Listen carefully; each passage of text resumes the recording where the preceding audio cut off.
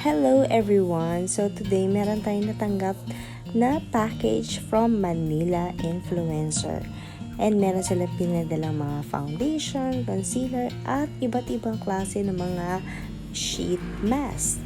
So ngayon dahil medyo pagod tayo, ngayon naman ay mag-relax tayo using yung kanilang mga sheet mask. So excited na ako i-try sila.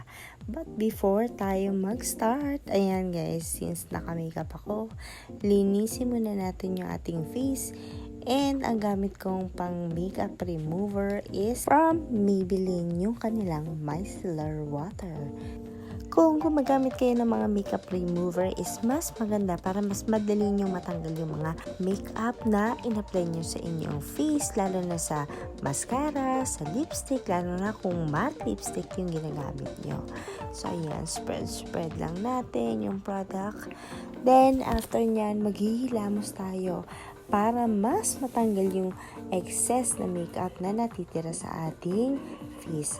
Medyo hindi ako kampante kapag hindi ako naghihilamos after ko gumamit ng mga micellar, kasi feeling ko meron pa talagang residue yung makeup na ginamit natin. So right now gumamit ako ng Bioscience, ayan, para mas ma-brighten up yung ating skin. And then, after naman ng second wash, gamit naman tayo ng moisturizer from Megapi. So, maganda rin gamitin ang Megapi na moisturizer dahil natural ingredient siya and it's made in Korea. Ayan.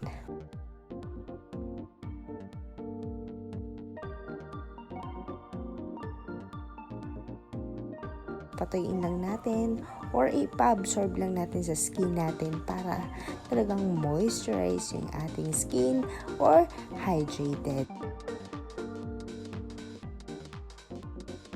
And this time, gagamitin na natin yung ating HAYEJIN sheet mask. Ayan, this is made in Korea, kaya talagang maganda siya gamitin.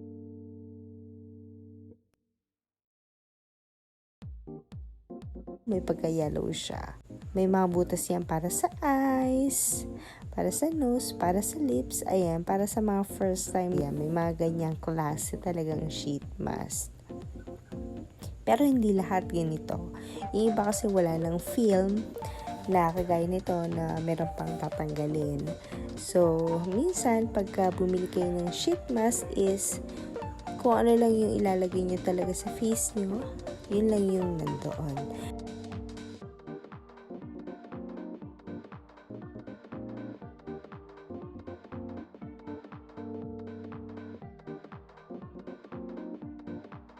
But this time, ayan, meron tayong ni-remove na parang film na nakadikit doon sa pinaka-sheet mask. So, ayan, spread lang natin para pantay yung pag-moisturize ng ating skin. Matutulog muna ako. So, after 15 to 30 minutes, ayan, pwede nyo siyang i-leave. And then, para mas relax yung ating pagpapamper sa ating face, no? Massage nyo lang siya ng ganyan. Yeah, para mas feel nyo yung pagpapamper ng ating face. It's very relaxing, guys. Ang sarap sa face. Ayan. So, medyo masarap talaga siya sa feeling. So, ayan. After ko mag-sheet mask, this is my night cream. Ito yung pinaka-holy grail ko na night cream so far. This is from Olay. Super duper. I love this product kasi pagising ko sa umaga talagang super lambot ng aking face.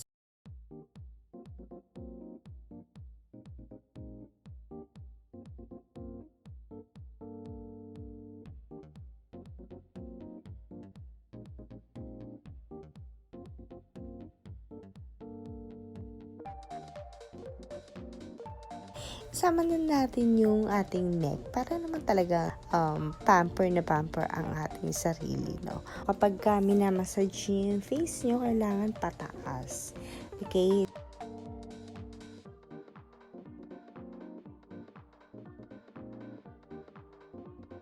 So, after ma-absorb ng skin ko yung Olay na night cream na nilagay natin, ayan, ilagay naman natin si L'Oreal.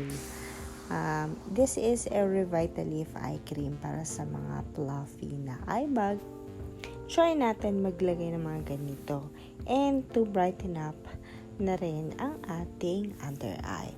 Pero sabi kasi nila, hindi pa daw na-prove ang mga products na para sa eye cream, no? Parang wala pa yatang eye cream talaga na nakakatanggal sa eyeball. Pero for me, just to brighten up my under eye, yun na lang. Yung pinaka-tip pala ng product na to, pwede mo siya gamitin pang massage sa ating under eye or sa palibot ng ating mata. Kasi yung pinakadulo niya is parang pinaka-metal materials.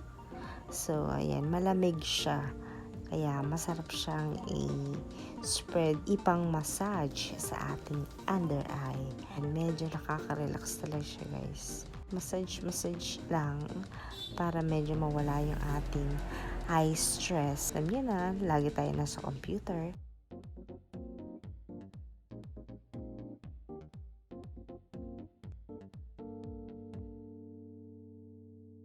Ito na yung aking pinaka-last na i-apply sa ating face. Ito naman yung night cream din siya.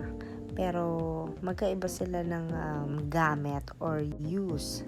Yung pang pinkish sa ating face. Diba?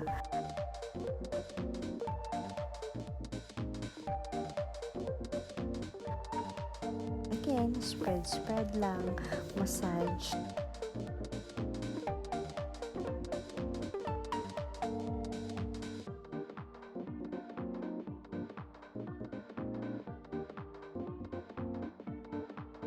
And then, pwede na tayong matulog.